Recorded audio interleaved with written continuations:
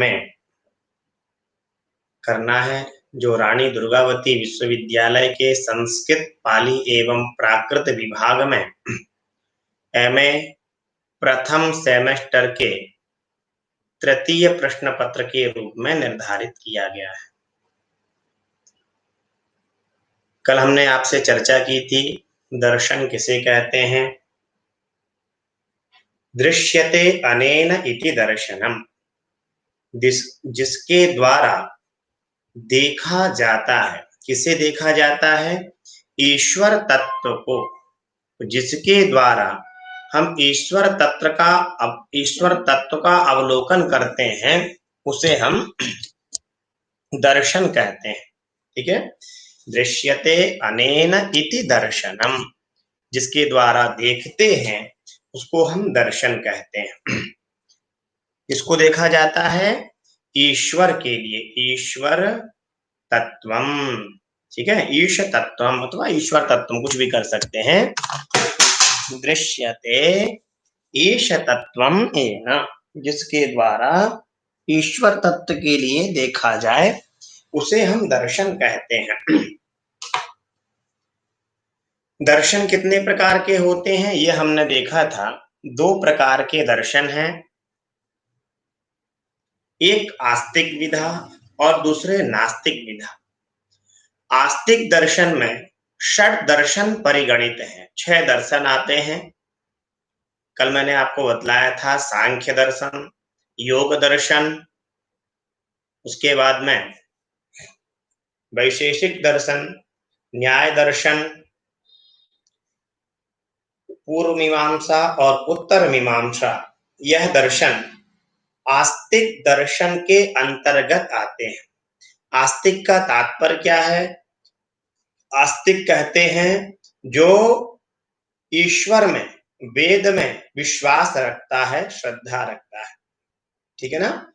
आस्तिकः अस्ति लोके वेदे मतिर्येषान्ते आस्तिकाः, जिनकी लोक में, वेद में मति है, उनको हम आस्तिक कहते हैं। तो आस्तिक दर्शन 6 दर्शन है। नास्तिक के अंतर्गत भी 6 दर्शन आते हैं। मुख्य रूप से ये 3 हैं। पहला चार्वाक दर्शन, दूसरा जैन दर्शन और तीसरा बौद्ध दर्शन। बौद्ध दर्शन के 4 भेद हो जाते हैं। बौद्ध दर्शन के 4 भेद हो जाते हैं, इसलिए जो है ये बौद्ध दर्शन 4 प्रकार का हो गया, जैन 1 प्रकार का और चार्वाक 1 प्रकार का।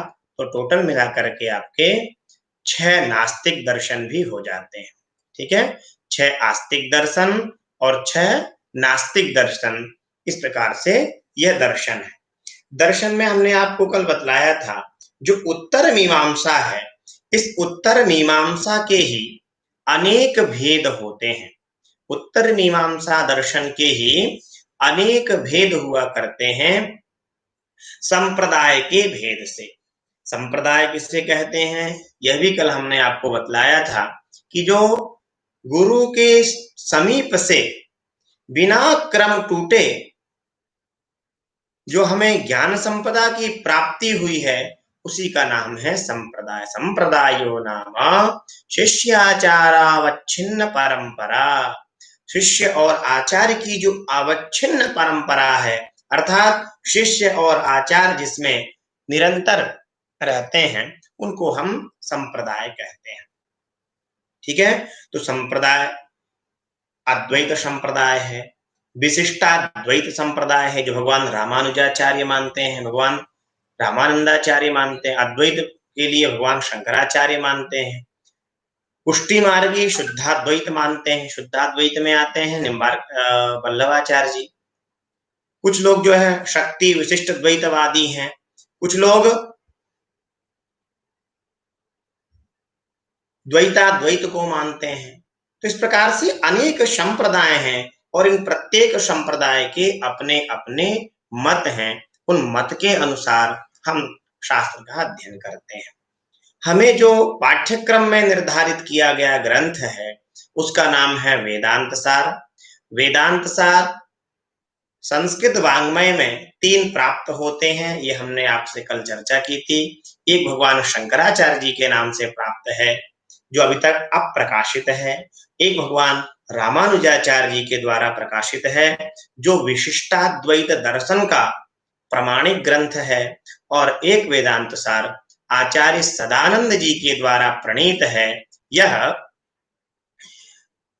लगभग भारत के जितने भी विश्वविद्यालय हैं, संपूर्ण विश्वविद्यालयों में और संस्कृत के माध्यम से होने वाली जितनी भी परीक्षाएं हैं, प्रत्येक परीक्षाओं में पाठ्यक्रम के रूप में रखा गया है।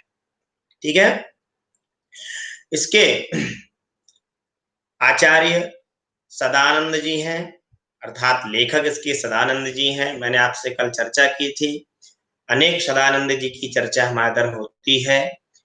इनका जो काल निर्धारण है वो 15वीं शताब्दी से लेकर के 17वीं शताब्दी के मध्य आचार्य लोगों ने किया है।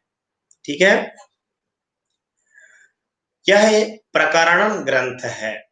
प्रकरण ग्रंथ का तात्पर्य होता है जो शास्त्रिक देश संबद्ध, शास्त्र कार्यांतरे स्थित, शास्त्र के एक देश से जो संबद्ध हो और शास्त्र कार्यांतरे स्थित,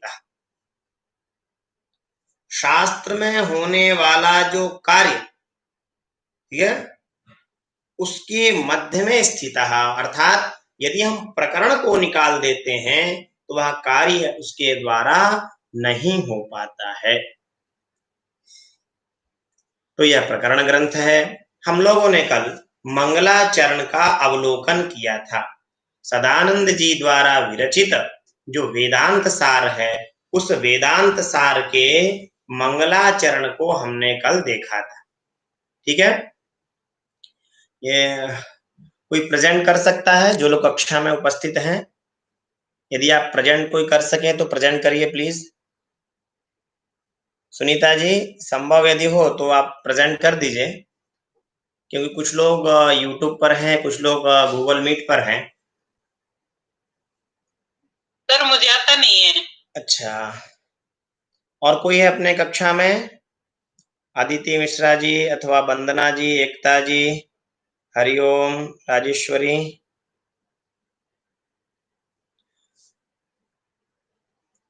नहीं हो रहा, कोई बात नहीं, जो है देखते हैं हम लोग। जो है आशुतोष, आशुतोष,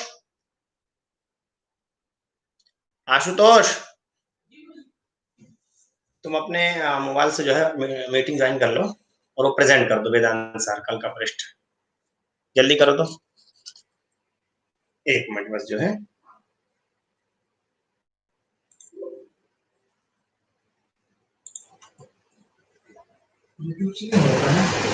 यूट्यूब से लाइव हो रहा है, प्रेजेंट नहीं हो पा रहा है। मैं आपको लिंक भेज दे रहा हूँ।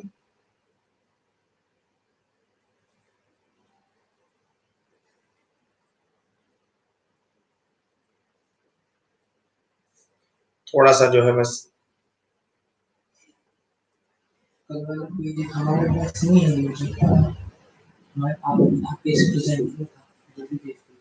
मीटिंग ज्वाइन कर रहा हूँ मैं अभी आपको।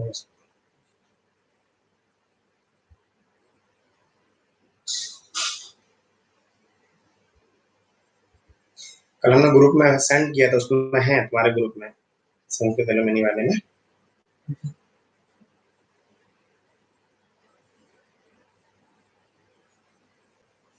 चलिए, आशुतोष जी प्रेजेंट कर रहे हैं, जब तक हम लोग देखते हैं।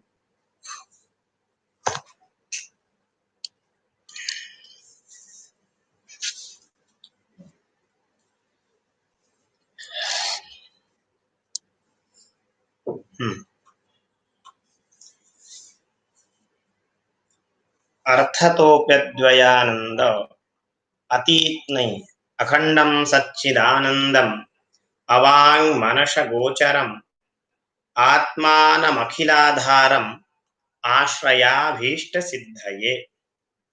ये कल का मंगलाचरण है। मंगलाचरण में आचार्य सदानंद जी ने, यतीन्द्र सदानंद जी ने अपने जो आत्मस्थ शिव हैं इनकी वंदना की है। कहा अखंडम, जो क्या है, अखंड है, और सच्चिदानंदम, सच्चित आनंद स्वरूप है।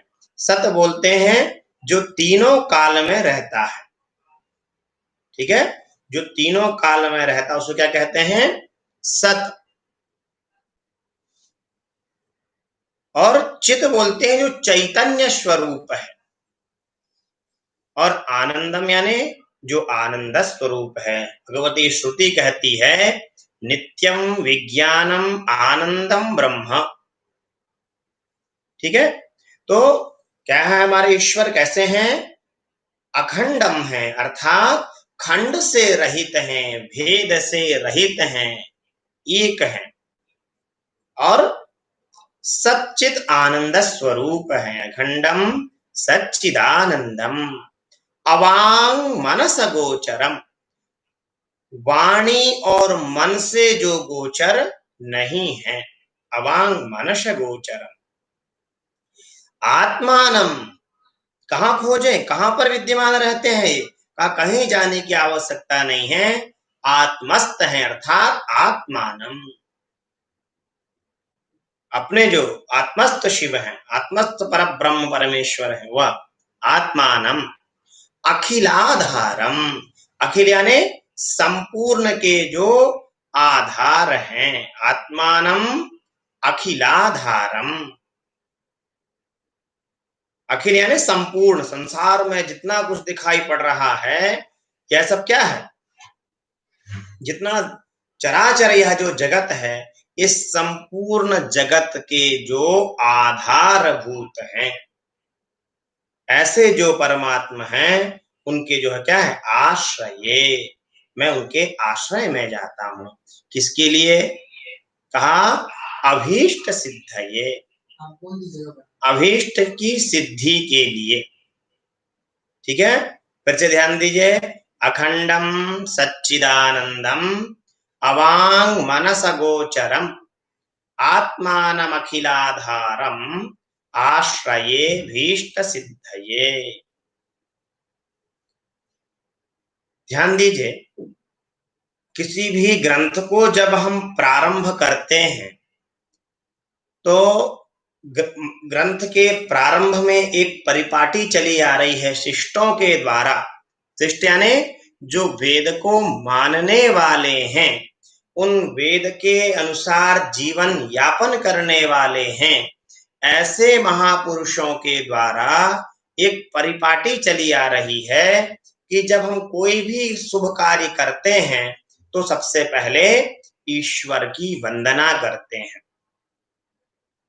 यह ईश्वर की वंदना जो ग्रंथ में की जाती है, इसी का नाम है मंगलाचरण।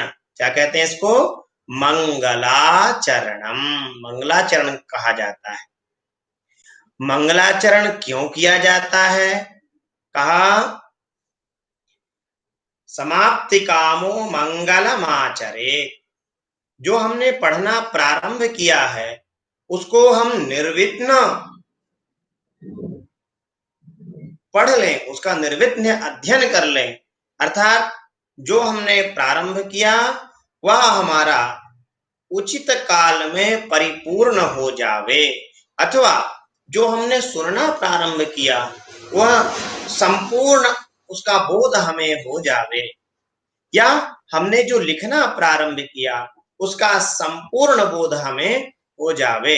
इसलिए हम जो है मंगलाचरण करते हैं।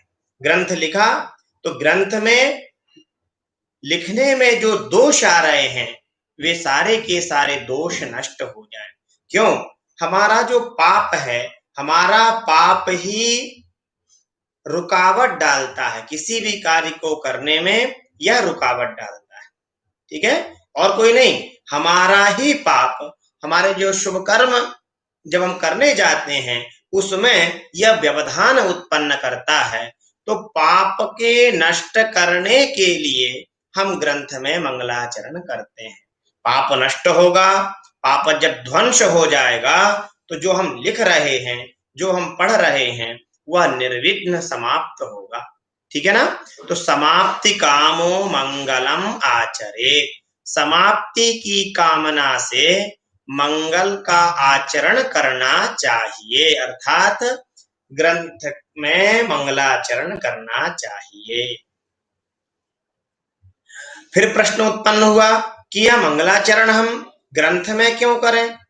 हम जो है मन में स्मरण कर लेते हैं, क्यों ग्रंथ में एक पेज हम बर्बाद करेंगे? कहा देखिए भैया, मन में भी करने से कार्य तो वही होगा, किंतु एक परंपरा टूट जाएगी। आपने कर लिया, आपके गुरुजी ने किया था तो आपने कर लिया, किंतु आप नहीं करेंगे तो आपका जो शिष्य है वह शिष्य नहीं करेगा, फिर उसके शिष्य प्रशिष्य नहीं करेंगे, तो यह जो शिष्टों के द्वारा चली आ रही परंपरा है यह नष्ट हो जाएगी। ठीक है ना? तो शिष्य शिक्षायै ग्रंथतो निबध्नाति, शिष्य की शिक्षा के लिए ग्रंथ में हम मंगलाचरण करते हैं। आगे समझ में आपको? हमारा ग्रंथ निर्विघ्न समाप्त हो जाए इसलिए मंगलाचरण करते हैं। ग्रंथ में लिखने का प्रयोजन क्या है कि हमारा शिष्य भी इसका अनुसरण करे, इसलिए इसको ग्रंथ में लिखा जाता है। ठीक? मंगलाचरण 3 प्रकार के होते हैं, नमस्कारात्मक, आशीर्वादात्मक और वस्तु निर्देशात्मक। जहां हम देवता के आश्रय में जाते हैं, उनको प्रणाम करते हैं, वह नमस्कारात्मक मंगलाचरण होता है।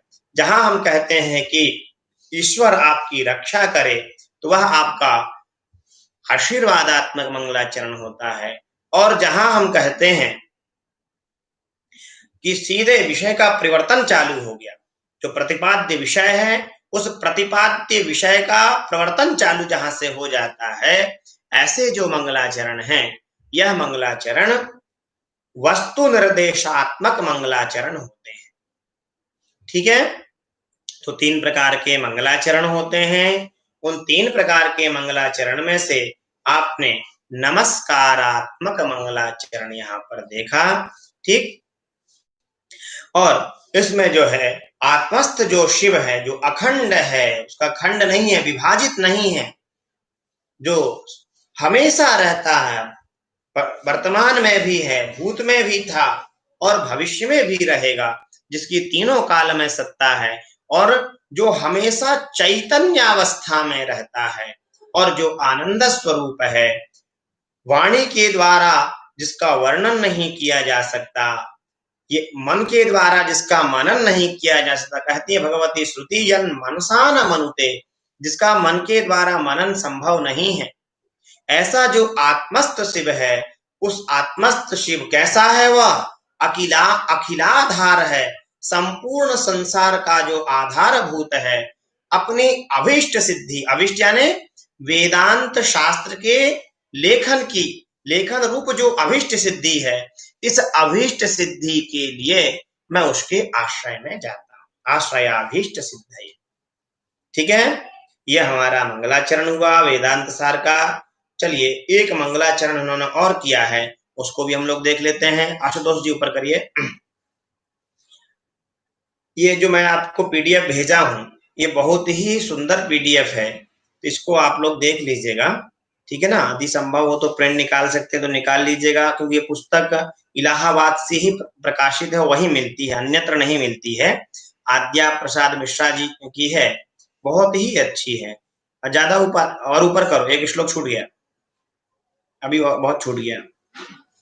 हाँ और ऊपर, हाँ यही लिखा जो है, अर्थतोऽप्यद्वयानन्दानतीतद्वैत भानतः गुरूनाराध्य वेदांत सारं वक्षे यथामति। अर्थतोऽप्यद्वयानन्दान् अतीतद्वैत भानतः गुरून् आराध्य वेदांत सारं वक्षे यथामति। यथामति, मति अनतिक्रम्य, अपनी मति का, बुद्धि का उल्लंघन किए बिना।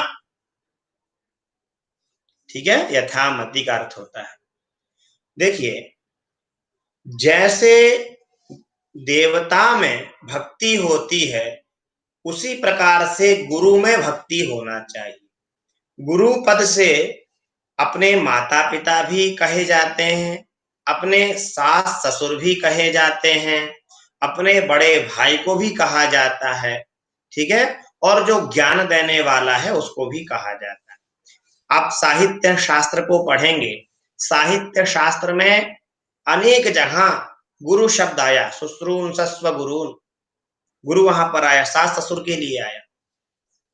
गुरु उत्तर रामचरितम में गुरु शब्द आया, कौशल्य आदि के लिए प्रवृत्त हुआ, ठीक है? तो गुरु शब्द के जो है, जो ज्ञान देने वाला है, उसको गुरु कहते हैं।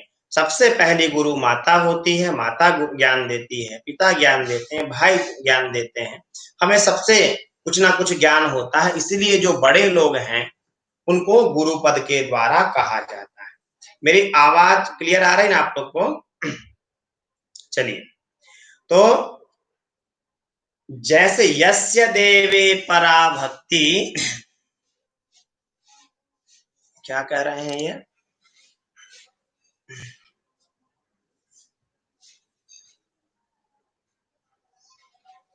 क्या गेम नहीं मिल रहा आपको? श्लोक क्रमांक 2 देखिए, डार्क में होगा, जो पुस्तक आपको दिए हैं उसमें श्लोक क्रमांक 2 देखिए। चलिए,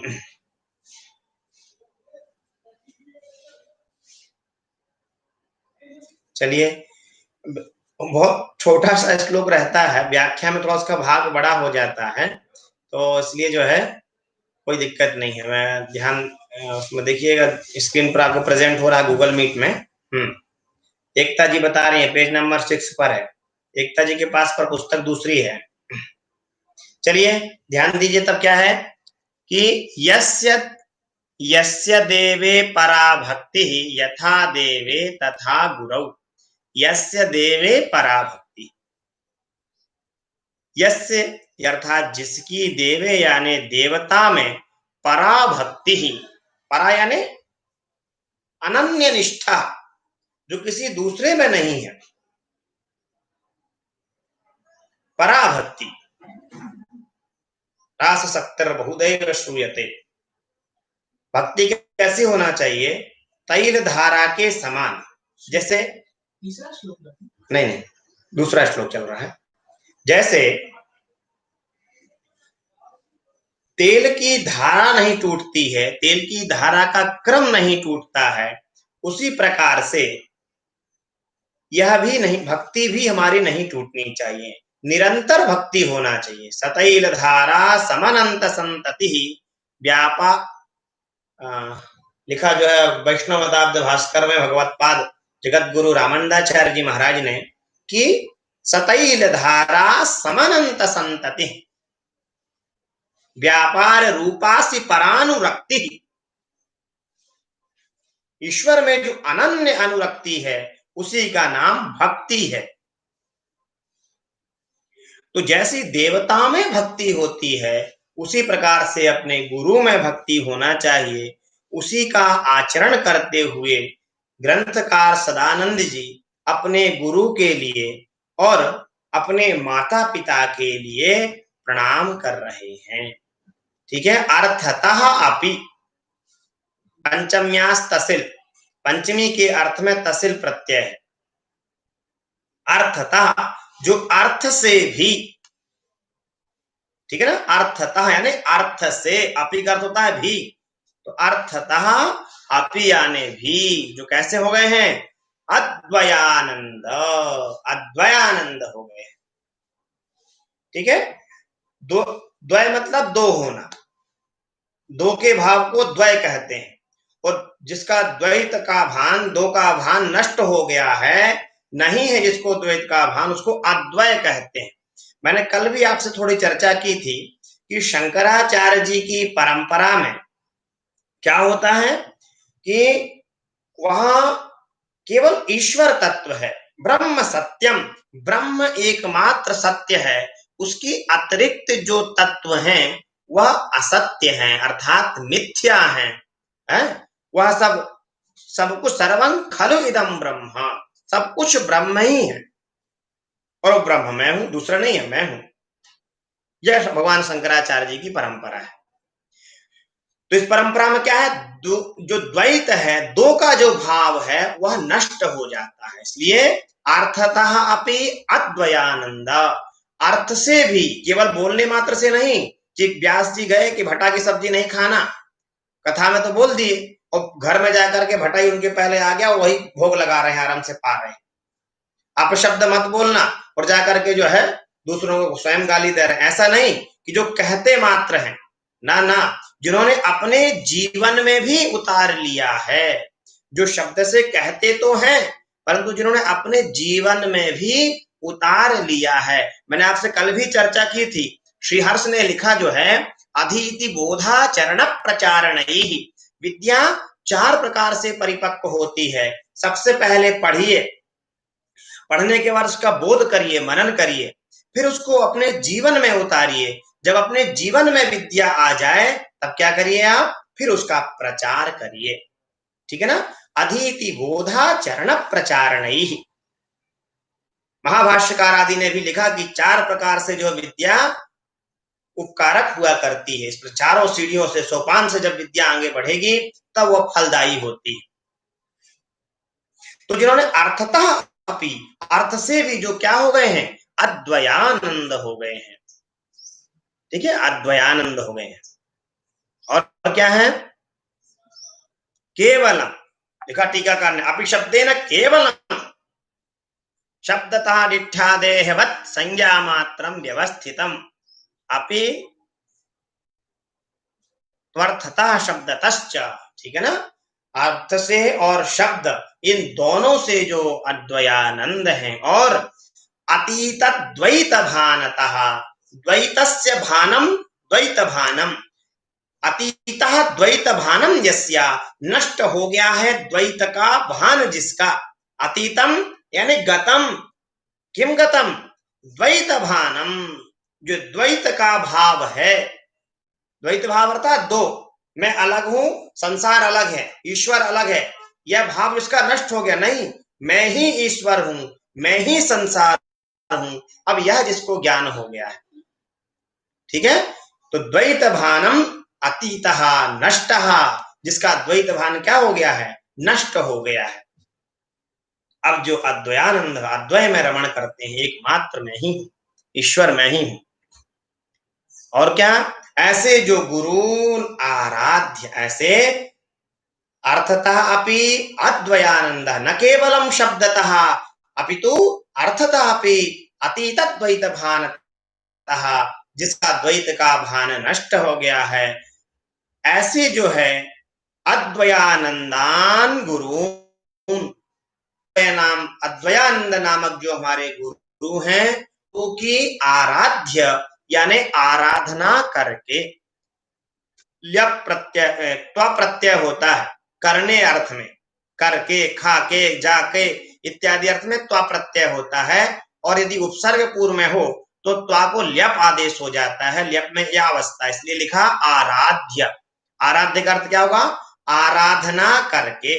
किसकी आराधना करके, जो अर्थतः अपि, अर्थ से भी जो अद्वय हो गया है, जिसका द्वैत भान नष्ट हो गया है, ऐसे अद्वयानंद जो गुरु हैं, उनकी जो है आराध्य यानी आराधना करके, यथामति, अपने मति के अनुसार, वेदांत सारम, वेदांतस्य सारम वेदांत सारम, वेदांत शास्त्र का जो सार है, निचोड़ है, उसको वक्ष्य यानी कहता।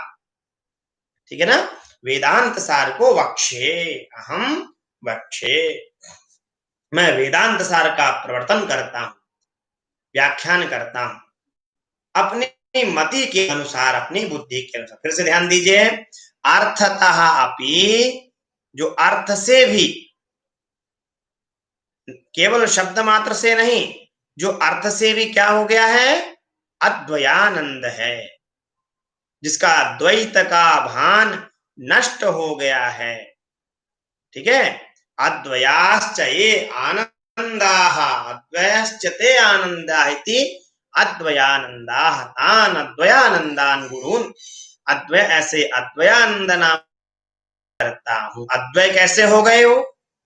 कहा अद्वय इसलिए हो गए क्योंकि उनका जो द्वैत का भान नष्ट हो गया। अतएव अद्वयाः तान् अद्वयानंदान् गुरून् हम आराध्या प्रणम्य उनकी आराधना करके उनको विशेष रूप से प्रणाम करके वेदांत सारम यथामति वक्षे वेदांत सार के अपने मति के अनुसार वक्ष यानी कहूंगा, व्याख्या करूंगा, वर्णन करूंगा, उसका प्रतिपादन करूंगा। ठीक है। अद्वयानंद इनके पिता का नाम है। पिता से ही इनको जो है प्रारंभिक शिक्षा वेदांत शास्त्र की शिक्षा प्राप्त हुई, इसलिए इन्होंने अपने गुरु को ही प्रणाम किया। पिता रूपी जो गुरु हैं तो गुरु का भी नाम आ गया और पिता का भी नाम आ गया। अद्वयानंद इनके पिताजी का नाम है, वही इनके गुरु हैं।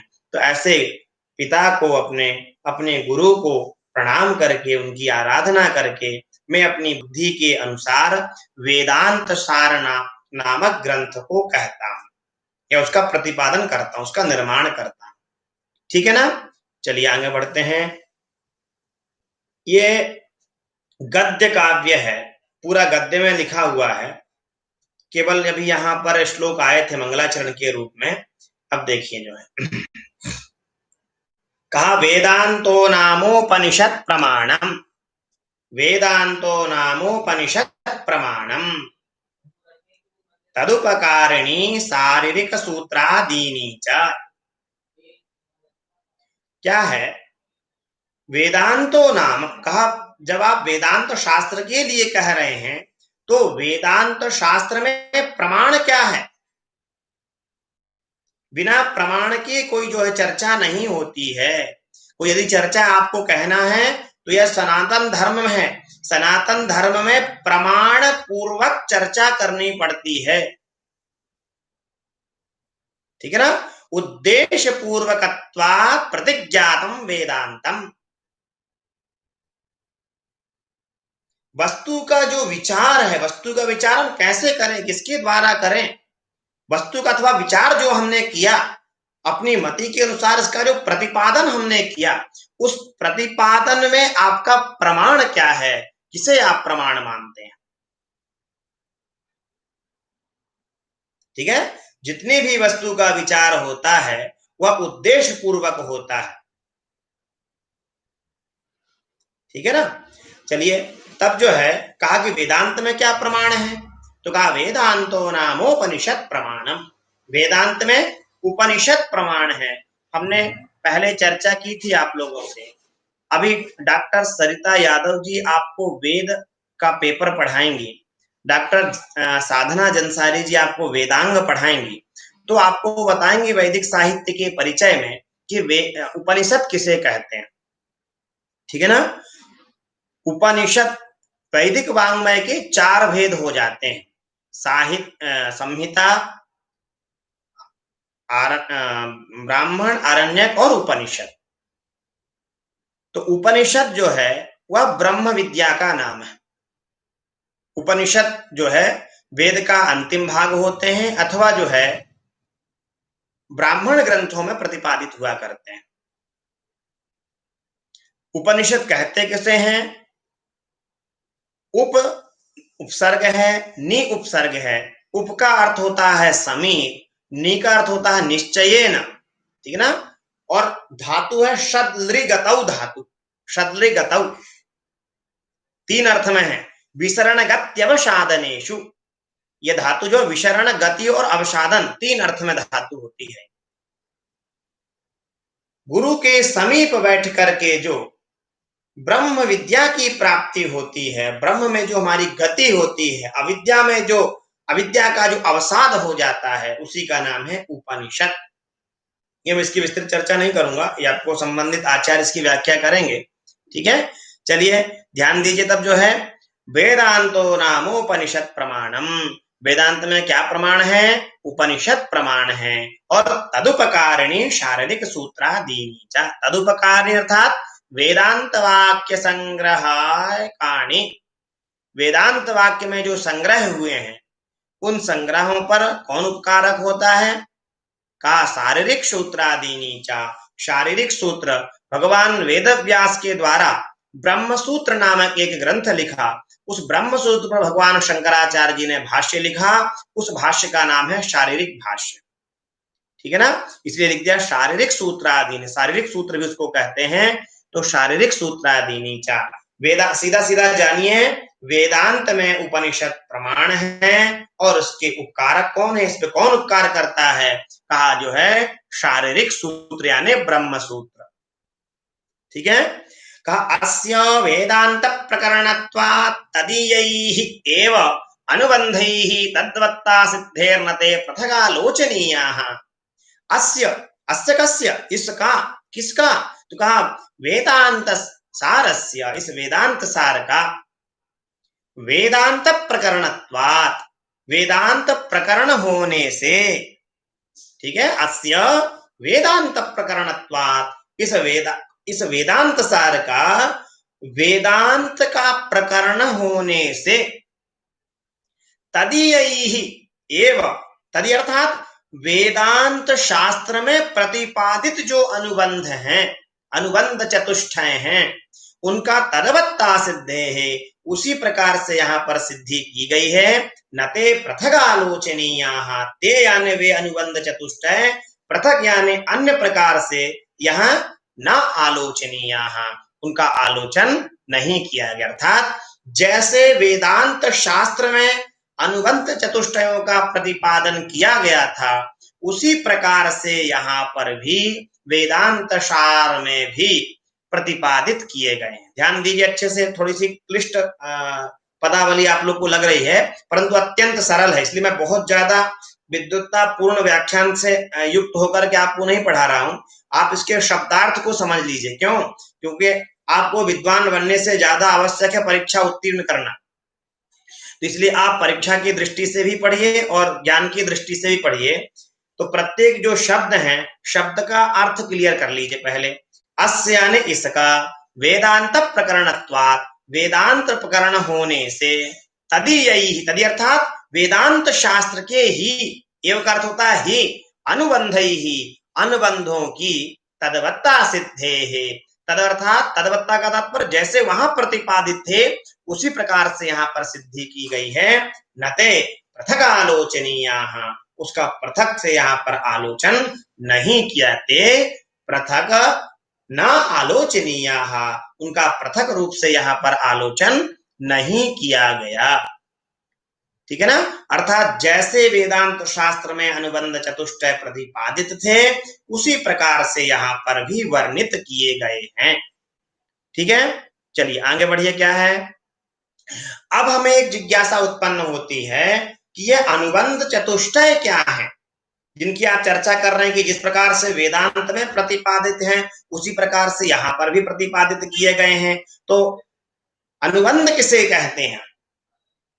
ठीक है ना, यह प्रश्न जब उत्पन्न होता है तो ग्रंथकार लिखते हैं, अनुबंधो नामाधिकारी विषय संबंध प्रयोजनानि, अनुबंधो नाम अधिकारी विषय संबंध प्रयोजनानि। ठीक है ना, तत्रानुबंधो नाम, तत्र यानी तस्मिन् वेदांत शास्त्रे, वेदांत प्रकरणे, तत्र का अर्थ होता है वहां, तत्शब्द से सप्तमी के अर्थ में त्रल प्रत्यय करते हैं, सप्तम्यास त्रल, त्रल प्रत्यय हुआ है। ठीक है ना, तो तत्रति तस्मिन, तस्मिनिति वेदांत शास्त्रे, वेदांत शास्त्र में अनुबंधो नाम, नाम यहाँ पर प्रसिद्धि के रूप में अवयव है। ठीक है ना, नाम शब्द जो है जहां पर प्रसिद्धि बतलाना हो तो प्रसिद्धि के रूप में नाम रूपी अवयव को रख देते हैं, निपातन कर देते हैं। तो अनुबंधो नाम, अनुबंध के नाम से जो प्रसिद्ध हैं वे कौन है? कहा अधिकारी विषय संबंध प्रयोजनानि, अधिकारी विषय संबंध और प्रयोजन। ठीक है, अधिकारी, पहला अनुबंध चतुष्टय में पहला अनुबंध क्या है? अधिकारी। अधिकारी किसे कहते हैं अभी आगे बतलाएंगे। ठीक है, अध्ययन करने के योग्य व्यक्ति का नाम अधिकारी है। विषय किसे कहते हैं? विषय जो है प्रतिपाद्य जो होता है उसको विषय कहते हैं। संबंध क्या है? प्रतिपाद्य और जो प्रतिपादक ग्रंथ है उसके बीच में रहने वाला जो संबंध। और प्रयोजन क्या है? प्रयोजन का अर्थ होता है उद्देश्य। हमारा पढ़ने का उद्देश्य क्या है? अभी तो आपसे पूछा जाएगा तो आप तुरंत कह देंगे सर परीक्षा उत्तीर्ण करना, सिलेबस पूर्ण करना। ठीक है, तो पहले ये जो है आत्मज्ञान के लिए, ब्रह्म ज्ञान के लिए पढ़े जाते थे, तो इसका जो है प्रयोजन क्या है? ठीक है, अनुबंध कितने होते हैं? अनुबंध 4 होते हैं। कौन कौन? अधिकारी, विषय, संबंध और प्रयोजन। ठीक है, इनकी विस्तृत चर्चा अब हम लोग अगले व्याख्यान यानी कल करेंगे। आज के लिए इतना ही, क्योंकि हमारी समय सीमा निश्चित है और 45 मिनट का व्याख्यान हमारा पूर्ण हुआ। अब इसके उपरांत जिन आचार्य का व्याख्यान है वो आपको ऑनलाइन माध्यम से अथवा रिकॉर्डिंग के माध्यम से उपलब्ध होंगे। सभी के लिए नमो नमः। कल हम लोग मिलते हैं। ठीक है, नमो नमः।